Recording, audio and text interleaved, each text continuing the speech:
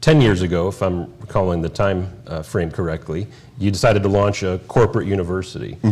Tell me about that time. Why was that important? Why did you feel like you needed to give it that name? What was happening in the company that said that this is something we need to do? Yeah, so we launched Fool You, and there's like always a fun conversation about like what we name things and like, is that really too crazy or what's the, so we launched Fool You, and we're pretty big on going out and trying to talk to other people. So I try not to just like sit in a corner and invent things myself without going out and talking to experts in the field and people that we respect.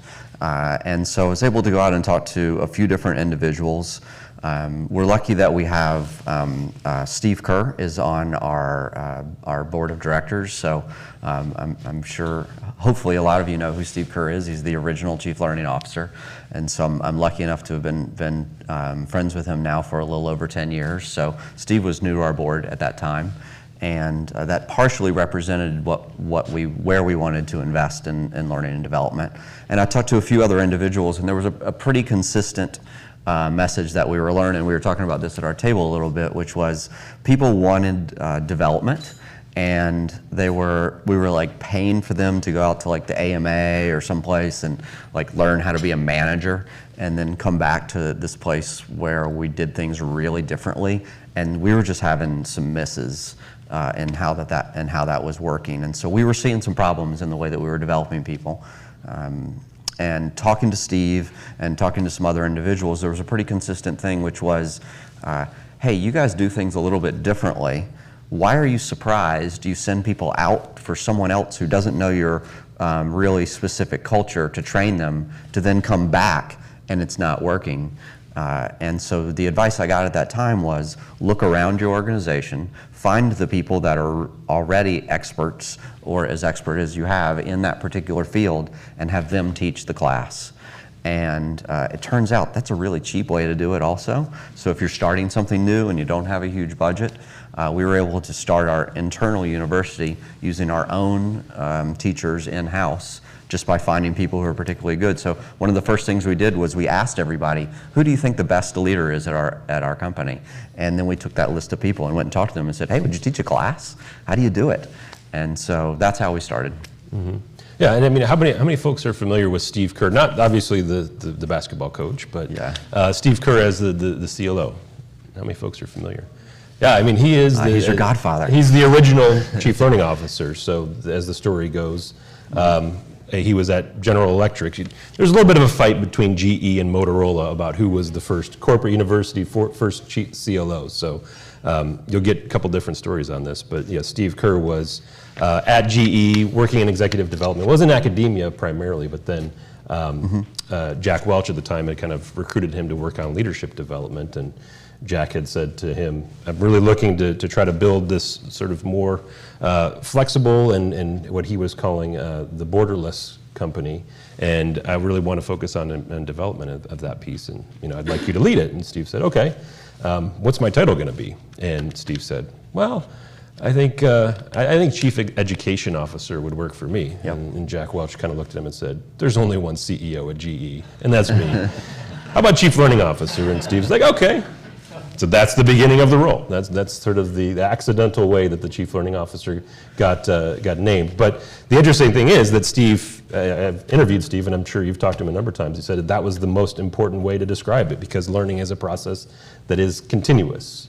Education is something that's done to you. So Steve was already thinking about these things, a lot of these things that we're talking about back then at the beginning. So. Yeah, no, he especially coming from academia, he was, he and Jack talked about education or CIO maybe at that time, information.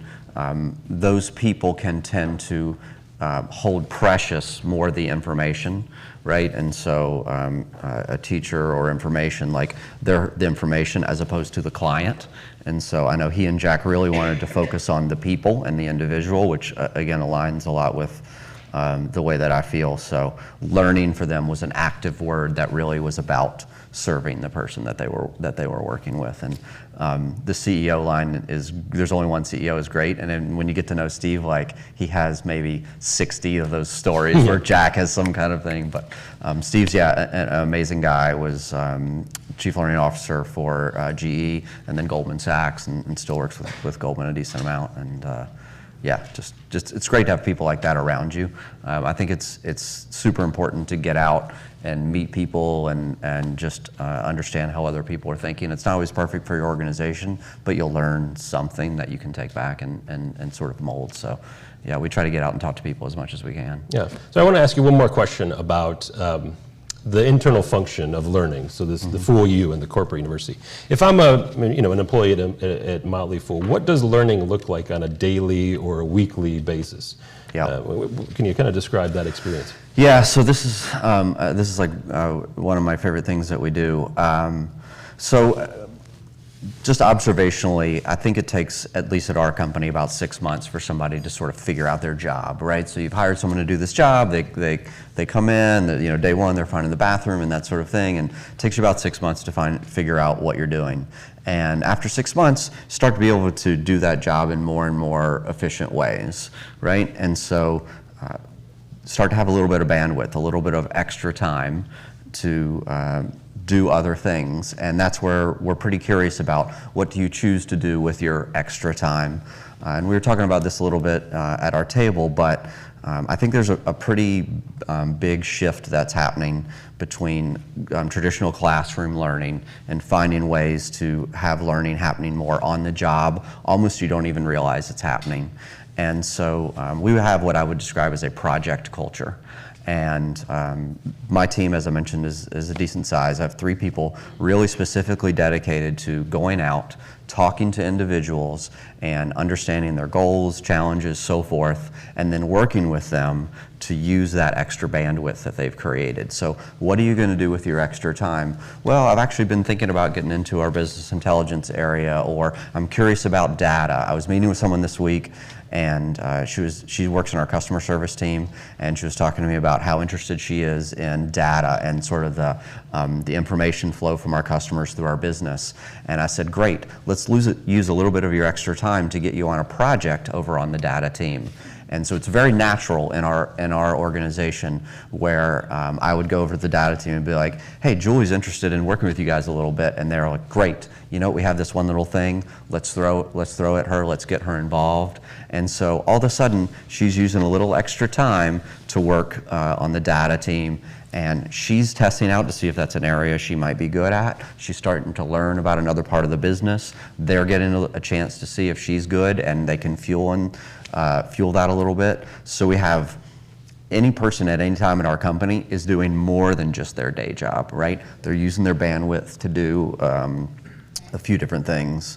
And we've developed, we have our own proprietary system called FoolWorks that we use to sort of manage all of this. So we're meeting with people, taking notes. So there's there's this constant flow of getting people involved in all sorts of different parts of the business. That was kind of my question as you were talking about that. How do you scale that? Because that's a very high-touch program. And I imagine there's some folks here with 100,000 employees. Yep. How do you scale that sort of high-touch experience? So my boss and I had this exact conversation. This started maybe 7 years ago. My boss, our CEO, came to me and said, I want you to go and meet with every person that works here and ask them these 5 questions. And I was like, oh, what? And he's pretty prescriptive. He had these 5 questions. I want to know what's going on with every person at the company. And it sort of represents his deep level of caring. But, and it took him a couple conversations with me to get me to sort of drop everything and go do this. It took me about 2 months. To meet with at least a few people every day. And I'm going out and meeting, and I'm asking these questions, and it was amazing. But I was taking all those notes in a Word document, and so I had like pages of all this stuff, and what I realized was every single person I met with, there was work to be done there. There was an area that they wanted development, and there were tasks coming out of every one of those meetings, and it was just me, and I was struggling. So we first went out and started looking at traditional HR software, and things that were on the market. And what I realized was every person was really an ongoing project. And so we turned to project management software. And so we were using like Basecamp at the time, if you're familiar. We've tried Evernote, and eventually, again, developed our own software to help us manage this and manage it at scale. And so now we think we're able to do this much more frequent. We've added a bunch of modules. We think it can apply at any scale. And I mean, it's I'm sure what everyone's familiar with is just the use of technology is such a great thing.